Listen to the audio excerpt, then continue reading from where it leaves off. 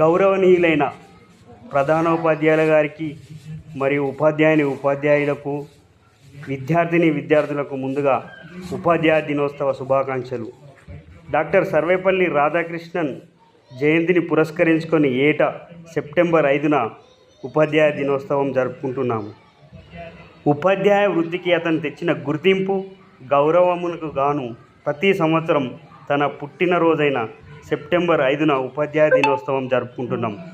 తరగతి గదిలో దేశ భవిష్యత్తు ఉంటుందని చాటి చెప్పిన ఆచార్యుడు సర్వేపల్లి రాధాకృష్ణన్. స్వతంత్ర భారతదేశానికి రాధాకృష్ణ మొట్టమొదటి ఉపరాష్ట్రపతిగా 1952లో మరియు రెండవ రాష్ట్రపతిగా 1962 నుండి 1967 వరకు భారత రాష్ట్రపతిగా సేవలందించారు.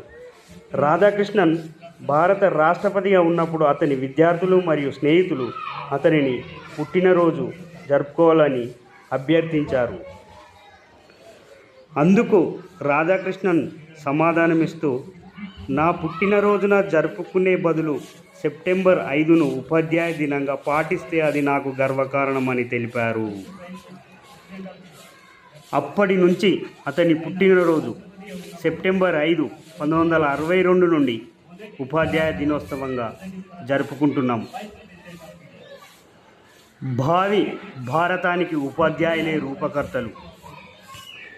వివిధ రంగాల్లో దేశాన్ని ముందుకు తీసుకెళ్లి నాయకులను వీరు తయారు చేస్తారు. నేటి బాలలే రేపటి పౌరులు కాబట్టి ఉపాధ్యాయులే మీకు మార్గదర్శకులు. గొప్ప ఉపాధ్యాయుల వల్లే గొప్ప వ్యక్తులు, దిగ్గజాలు తయారవుతారు.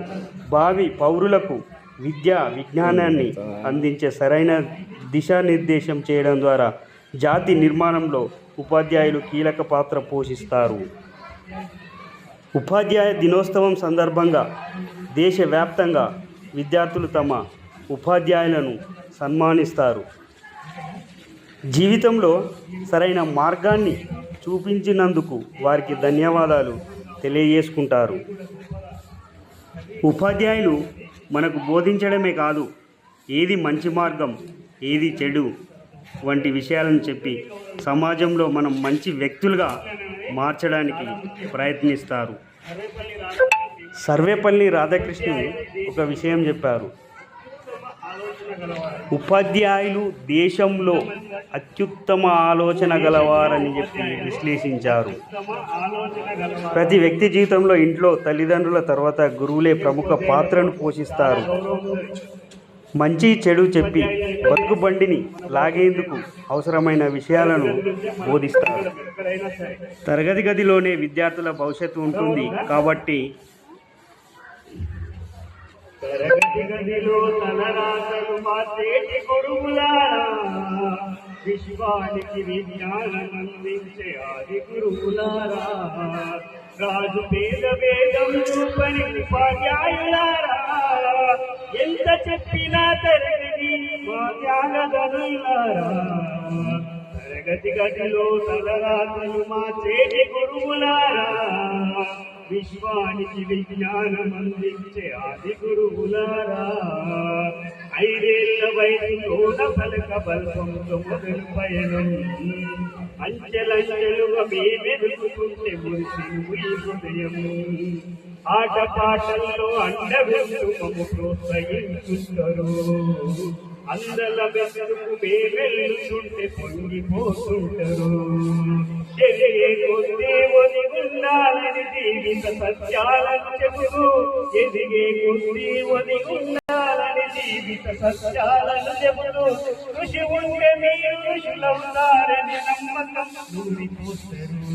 తరగతి గదిలో తలరాతలు మార్చేటి గురువులారా, విశ్వానికి విజ్ఞానం అందించే ఆది గురువులారా, గొప్ప గొప్ప మేధావులను ప్రపంచానికి అందించారు.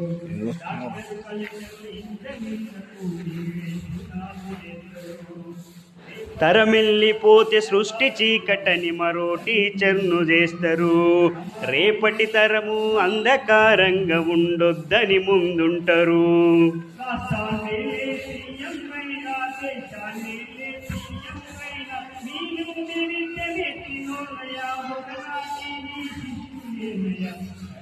గదిలో గరదాకమ్మ చేతి గురువులారా విశ్వానికి జ్ఞానమందించే ఆది గురువులారా జీవించే జీవితం పెట్టే జీవితం సమాజంలో ఈ గౌరవం 10 మందిలో గొప్పగా బతకడం ఎట్ల జీవులు జీవనం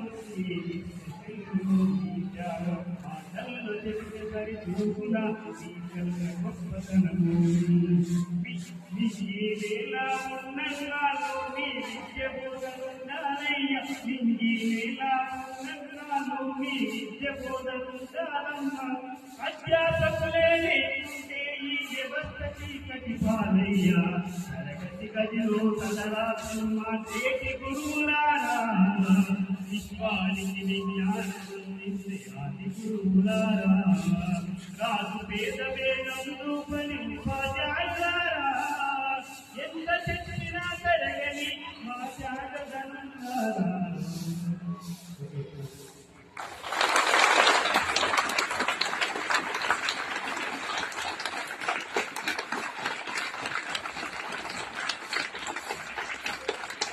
అందువలననే ఒక డాక్టర్, ఒక కలెక్టర్, ఒక ఇంజనీర్,